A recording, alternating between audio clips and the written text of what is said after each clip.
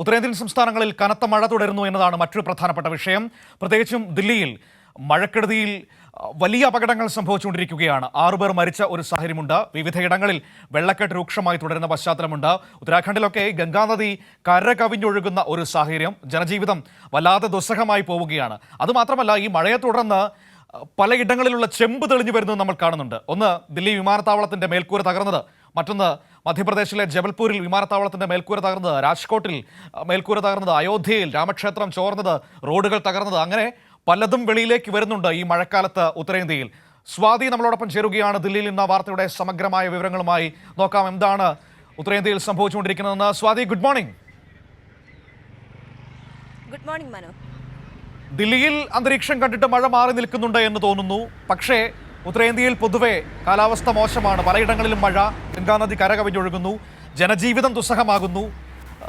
ഈ നിർമ്മാണ പ്രവർത്തികളിലെ ചെമ്പ് തെളിഞ്ഞു വരുന്നത് കാണുന്നു. അങ്ങനെ കാര്യങ്ങളേറെയുണ്ട്. മനു സൂചിപ്പിച്ച പോലെ നമ്മൾ ഇപ്പോൾ നിൽക്കുന്നിടത്ത് മഴയില്ല. പക്ഷേ വിവിധ ഇടങ്ങളിൽ, ദില്ലിയുടെ വിവിധ ഭാഗങ്ങളിൽ കനത്ത മഴ രാവിലെ മുതൽ തുടരുന്ന ഒരു സാഹചര്യം തന്നെയാണ്. പ്രത്യേകിച്ചും നേരത്തെ സൂചിപ്പിച്ച പോലെ മരണസംഖ്യ 6 ആയിരുന്നു. ഏറ്റവും ഒടുവിൽ റിപ്പോർട്ട് ചെയ്തത് 6 മരണസംഖ്യ എന്നുള്ളതാണ്. എന്നാൽ ദില്ലിയിൽ ഇപ്പോൾ ഈ മഴക്കെടുതിയിൽ മരണസംഖ്യ 12 കവിഞ്ഞു എന്നുള്ള ഒരു റിപ്പോർട്ട് കൂടി പുറത്തു വരുന്നുണ്ട്. ഔദ്യോഗികമായ വിവരങ്ങൾ ഇനി അടുത്ത മണിക്കൂറുകൾ മാത്രമേ പുറത്തു വരികയുള്ളൂ. അത് സ്ഥിരീകരണം അടക്കം വരേണ്ടതായിട്ടുണ്ട്. പക്ഷേ വിവിധ ഇടങ്ങളിൽ മഴക്കെടുതിയിൽ വ്യാപക നഷ്ടമാണ് ഉണ്ടായിക്കൊണ്ടിരിക്കുന്നത്. കഴിഞ്ഞ ദിവസം ഈ ഉത്തരേന്ത്യൻ സംസ്ഥാനങ്ങൾ പരിശോധിച്ചു കഴിഞ്ഞാൽ വിവിധ ഇടങ്ങളിൽ കനത്ത മഴ തുടരുന്നു, മണിക്കൂറുകൾ ഇടവിട്ട്. ദില്ലിയിൽ ഇപ്പോൾ 3 ദിവസത്തേക്ക് ഓറഞ്ച് അലേർട്ട് പ്രഖ്യാപിച്ചിരിക്കുകയാണ്. അടുത്ത മണിക്കൂറുകളിൽ മഴ കൂടുതൽ ശക്തി പ്രാപിക്കുമെന്നാണ് കേന്ദ്ര കാലാവസ്ഥാ വകുപ്പ് അറിയിച്ചിട്ടുള്ളത്. മാത്രമല്ല, ഹരിദ്വാറിൽ, ഉത്തരാഖണ്ഡിലെ ഹരിദ്വാറിൽ ഒരു മിന്നൽ പ്രളയം ഉണ്ടാവുകയും വാഹനങ്ങളടക്കം ഒഴുകിപ്പോവുകയും ചെയ്യുന്നൊരവസ്ഥ തന്നെയാണ്. അവിടെ ഇപ്പോൾ NDRF സംഘം വരെ എത്തിക്കൊണ്ട് തിരച്ചിലുകളടക്കം നടത്തിക്കൊണ്ടിരിക്കുന്ന സാഹചര്യം. വലിയ നാശനഷ്ടങ്ങളാണ് ഹരിദ്വാറിലടക്കം ഉണ്ടായിട്ടുള്ളത്. വീടുകളെല്ലാം തന്നെ നശിക്കുന്ന സാഹചര്യം. ഈ ഹരിദ്വാറിൽ ഗംഗാ നദി കരകവിഞ്ഞൊഴുകിയതാണ് ഇതിന് ഈ മിന്നൽ പ്രളയത്തിന് കാരണമെന്ന് പറയുമ്പോഴും സമീപ പ്രദേശങ്ങളിലെ നദികൾ, സുഖി നദികളൊക്കെ ഇതുമായി ബന്ധപ്പെട്ട് കിടക്കുന്ന നദികളാണ്. അവയൊക്കെയും കവിഞ്ഞൊഴുകിക്കൊണ്ട് വലിയ നാശനഷ്ടങ്ങൾ ഹരിദ്വാറിലെ വിവിധ ഇടങ്ങളിൽ ഉണ്ടാകുന്നു. ഗതാഗത കുരുക്കുണ്ടാകുന്നു. ഗതാഗത സംവിധാനങ്ങൾ പൂർണ്ണമായും നിലച്ച സാഹചര്യമുണ്ട്.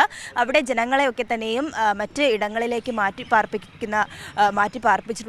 വലിയ ജാഗ്രതാ നിർദ്ദേശത്തിലാണ് ഹരിദ്വാർ തുറന്നുകൊണ്ടിരിക്കുന്നത്. അതുകൊണ്ട് തന്നെ വലിയ ആശങ്ക ഈ ഉത്തരേന്ത്യൻ സംസ്ഥാനങ്ങളിൽ തുടരുന്ന ഒരു സാഹചര്യമുണ്ട്. മറ്റ് ഏറ്റവും പ്രധാനപ്പെട്ടതായി മനു ചൂണ്ടിക്കാണിച്ചത് ഈ മഴക്കെടുതി വന്നതിന് പിന്നാലെ, അല്ലെങ്കിൽ മഴ കനത്തതോടെയാണ് ഇത്തരത്തിൽ പല ചോർച്ചകൾ വിമാനത്താവളങ്ങളിലെ, രാജ്യത്തെ നിർമ്മിതികളുടെ എല്ലാം കാര്യത്തിൽ വലിയ തരത്തിലുള്ള ക്രമക്കേടുകൾ BJP സർക്കാർ നടത്തിയിട്ടുണ്ട് എന്ന് ജനങ്ങൾക്ക് ബോധ്യപ്പെടുന്ന ഒരു സാഹചര്യം കൂടിയാണ്. എയർപോർട്ടുകളിലെ മേൽക്കൂരകൾ നിരന്തരമായി ചോർന്നു. കഴിഞ്ഞ 3 ദിവസം 3 എയർപോർട്ടുകളിലെ മേൽക്കൂരയാണ് ചോർന്നത്. ഈ എയർപോർട്ടുകളിലെ അറ്റകുറ്റപ്പണികൾ കഴിഞ്ഞിട്ട് മാസങ്ങൾ മാത്രമേ ആകുന്നുള്ളൂ എന്നുള്ളതും ഏറ്റവും പ്രധാനപ്പെട്ടതായി കാണേണ്ടതായിട്ടുണ്ട്. അതുപോലെ ഈ ബീഹാറിലടക്കം 5 പാലങ്ങളും വളരെ രൂക്ഷമായ പ്രശ്നമായി നിൽക്കുമ്പോൾ തന്നെ പക്ഷേ ആ പെയ്ത മഴ ചിലരുടെ ചെമ്പ് പുറത്തേക്ക് കൊണ്ടുവരുന്നുണ്ട്. കാരണം ഈ പറയുന്ന വലിയ നിർമ്മാണ പ്രവർത്തനങ്ങളുടെ പുറകിൽ എന്താണ് നടന്നത് എന്ന ചോദ്യം രാജ്യം ഇന്ന് ഭരിക്കുന്നവരോട് ചോദിക്കുകയാണ്.